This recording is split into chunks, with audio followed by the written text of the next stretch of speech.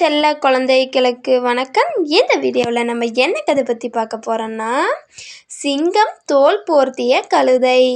அது ஒரு அடர்ந்த காடு. பக்கத்து கிராமத்திலிருந்து கழுதை ஒன்று அந்த காட்டிற்கு வழிமாறி வந்தது.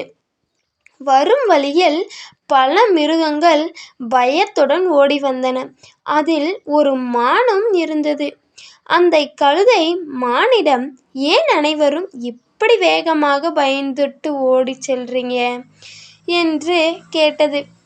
அதற்கு மானே, இந்த காட்டில் சிங்கம் ஒன்று உள்ளது. அதை கண்டுதான் நாங்கள் அனைவரும் இப்படி ஓடுகின்றோம் என்று கூறிவிட்டு சென்றது. கழுதையும் சிங்கத்தின் வீரத்தை நினைத்து கொண்டே காட்டிற்குள்ளே சென்றது. சிறிது தூரம் சென்ற கழுதை கலப்படைந்த அருகில் இருந்த ஒரு ஓடையை பார்த்தது. கழுதை தண்ணீர் குடிக்க அந்த ஓடைக்கு அருகில் சென்றது. அங்கே சில வேட்டைக்காரர்கள் தாங்கள் வேட்டையாடிய மான், புலி, சிங்கம் போன்ற மிருகங்களின் தோலை அங்கிருந்து பாறைகள் மேல் உலர வைத்திருந்தனர். அதை பார்த்ததும் கழுதைக்கு ஒரே ஆசை வந்தது. உடனே ஒரு சிங்கத்தின் தோலை எடுத்து தன் உடம்பின் மேல் போர்த்தி கொண்டது. அந்த கழுதையும் பார்ப்பதற்கு சிங்கம் போலவே இருந்ததால் மற்ற மிருகங்களும் கழுதையை பார்த்து பயந்து ஒதுங்கி சென்றன.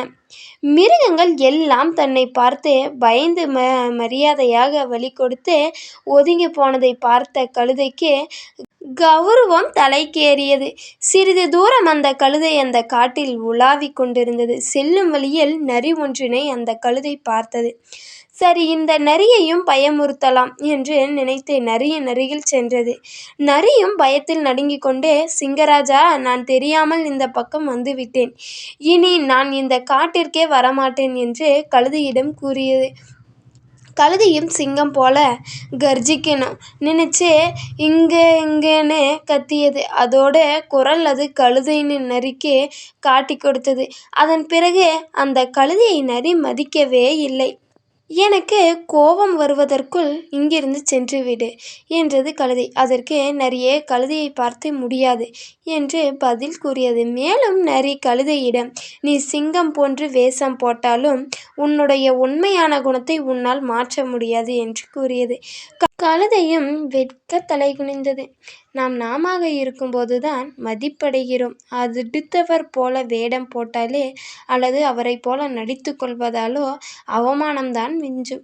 இந்த வீடியோவை பிடிச்சிருந்தா சப்ஸ்கிரைப் பண்ணிக்கோங்க. கூடவே ஒரு லைக்கும் போட்டுக்கோங்க. அப்போ தான் நாங்கள் போடுற வீடியோ உங்களுக்கு வந்து சேரும். சொல்லுங்களேன்.